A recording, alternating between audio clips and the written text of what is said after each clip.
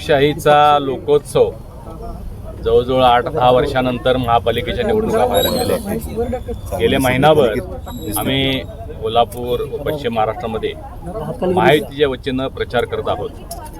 प्रचंड प्रतिसाद नागरिकांच्याकडून, अनेक विश्वास, विकासात्मक कामं होण्याच्या दृष्टिकोनातून लोकांनी आम्हाला समर्थन दिलेलं दिसून आलं. आज मतदान होत आहे. या मतदाना दिवशी मोठ्या संख्येनं लोक बाहेर पडलेले आहेत.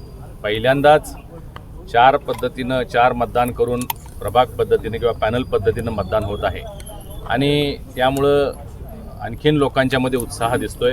एकावेळी 4 मतं टाकण्याचा पहिला अनुभव आपल्याला महाराष्ट्रात अनुभवायला मिळतोय आणि मला विश्वास आहे कोल्हापूर महापालिकेवर महायुतीचा झेंडा फडकेल. खरं तर आज आपला वाढदिवस आहे. या वाढदिवसाचं गिफ्ट उद्या कोल्हापूरकर काय देतील असं दिसतंय? वाढदिवस आज आहे, परंतु मी आज साजरा करणार नाही. उद्या आमचे सर्व उमेदवार जे निवडून येणार आहेत, महायुतीची सत्ता महापालिकेवर स्थापन होणार आहे, त्या ठिकाणी जाऊन आम्ही वाढदिवस साजरा करणार आहे. खरं तर राज्यभरामध्ये काय नेमकं चित्र दिसतंय तुम्हाला? 29 महापालिकेमध्ये महापालिकेच्या आता निवडणूक होत आहेत महाराष्ट्रामध्ये. त्यामध्ये अतिशय चांगला प्रतिसाद, म्हणजे 27-28 ठिकाणी तरी मला वाटते महायुतीची सत्ता येईल, सरकार येईल. कारण गेल्या 1-1.5 वर्षामध्ये आणि पूर्वीच्या 2.5 वर्षामध्ये जे लोकहिताची कामं, मोठ्या प्रमाणात इन्फ्रास्ट्रक्चर आणि विकासात्मक कामं जी लोकांना अपेक्षित होती ती महायुतीच्या तिन्ही नेत्यांनी केल्यामुळं लोकांचा उत्स्फूर्त असा प्रतिसाद आम्हाला मिळतोय. काँग्रेसनं या ठिकाणी पॅनल उभा करून म्हणजे आव्हान देण्याचा प्रयत्न केला, पण ते आव्हान संपुष्टात आलं. कारण पुढं अनेक वर्ष राज्यात, केंद्रात काँग्रेस सरकार येणार नाही हे लोक जाणत आहेत. त्यामुळं काँग्रेसला नाकारून महायुतीच्या लोकांना सबंध महाराष्ट्रामध्ये समर्थन मिळताना दिसून येते. सत्ता असताना देखील महायुतीच्या नेत्यांना या ठिकाणी दबाव टाकावा लागतो, सत्तेचा वापर करावा लागतो, मुख्यमंत्री उपमुख्यमंत्री या ठिकाणी आणावे लागतात, अशा पद्धतीची टीका सतेज पाटील.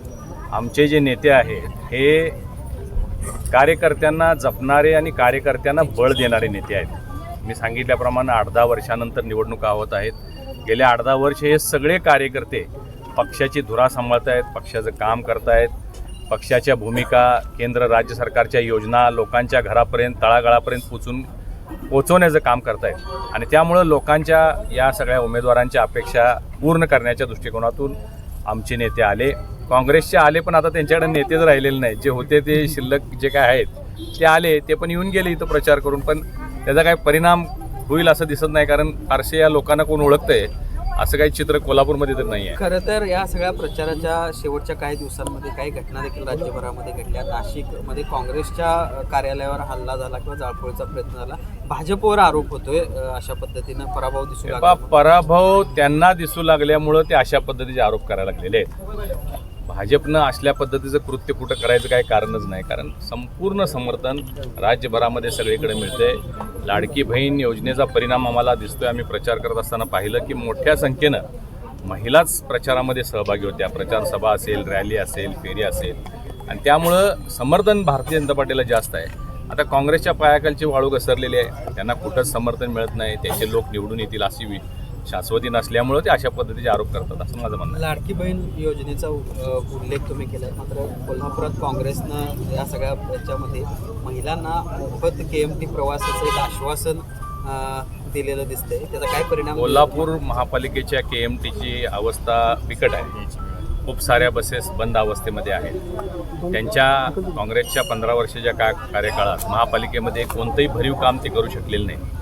KMT ज्या बंद पडलेल्या त्याचे टायरसुद्धा ते बदलू शकलेले नाहीत. आम्ही महाडिक परिवारानं 10 लाख रुपये यापूर्वी एकदा KMTच्या बसेस दुरुस्त करण्यासाठी दिलेले होते, आपल्याला सगळ्यांना माहिती आहे. यांच्याकडे सत्ता असून ते करू शकले नाहीत.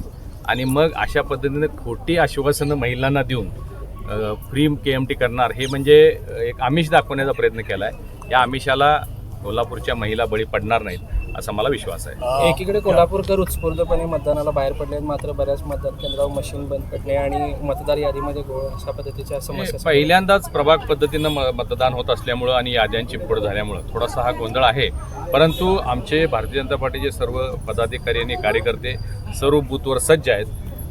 डिजिटल मीडिया असेल किंवा ॲपच्या माध्यमातून ताबडतोब ज्या दुरुस्त्या करायच्या असतील किंवा मतदान केंद्र बदल असेल, यादीतील नाव वेगळ्या ठिकाणी असेल तर ते दाखवण्याचं आणि लोकांना सुचवण्याचं काम तर आमचे ताबडतोब सगळे पदाधिकारी करतायत. 15 त्यामुळे थोडासा गोंधळ होत असला तरी थोड्या वेळात हे सगळं दुरुस्त होईल. 15 जानेवारी काँग्रेसच भारी अशी टॅगलाईन घेऊन सतीश पाटलांनी प्रचार केला होता. 15 मॅन्डेट आम्हाला मिळेल असं 15 जानेवारी काँग्रेस कायमचं घरी हे टॅगलाईन आणि हे होर्डिंग्स तुम्हाला उद्या लागलेले दिसतील. साहेब इचलकरंजीमध्ये काय स्थिती राहील? इचलकरंजीमध्ये सुद्धा खूप चांगलं समर्थन भारतीय जनता पार्टीने महायुतीला मिळताना दिसतंय. भूतो ना भविष्यते असा निकाल इचलकरंजीमध्ये सुद्धा आपल्याला पाहायला मिळेल आणि कोल्हापूर इचलकरंजी दोन्ही ठिकाणी महायुतीचे महापौर होतील याचा मला पूर्ण विश्वास आहे. इचलकरंजीवर देखील एक टीका केली सतीश पाटलांनी की मूळ भाजप आणि नवा भाजप असा एक वेगळा या ठिकाणी वाद सुरू आहे आणि एक सतरंजा उतरलायचं काम त्यांच्या टीकेला उत्तर देण्याची आवश्यकता नाही आहे. ते थोडंसं त्यांनी मानसिक ताण घेतलेला आहे. मी आपल्याला सांगितल्याप्रमाणे हे सतरंजा उचलायचं काम हे कायमपणानं कार्यकर्ते करत असतात. आम्हीही केलेलं आहे, भविष्यातही आम्ही करणार आहे, त्या बाबतीत बोलायची आवश्यकता नाही. परंतु आमच्याकडं तेवढ्या मोठ्या संख्येनं कार्यकर्ते आहेत.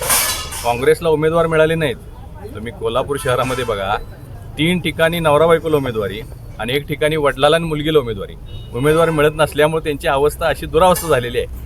आणि धनदांडगे उमेदवार त्यांनी मुद्दा म्हणून निवडण्याचं काम केलं. काल त्यांचा बालेकिल्ला असणारा बावडा परिसरामध्ये प्रचंड मोठ्या प्रमाणात काँग्रेसनं पैसे वाटलेल्याचा आम्हाला निरोप आलेला आहे. तुमचं एवढं जर काम चांगलं असेल तर तुम्हाला पैसे वाटायची काय आवश्यकता आहे? आणि निकालामध्ये धनशक्ती विरुद्ध जनशक्ती, कोल्हापूरची जनशक्ती ही महायुतीसोबत राहील आणि त्यांचे कितीही त्यांनी पैसे वाटले असतील तर ते लोक नाकारतील याचा मला विश्वास आहे. थँक्यू.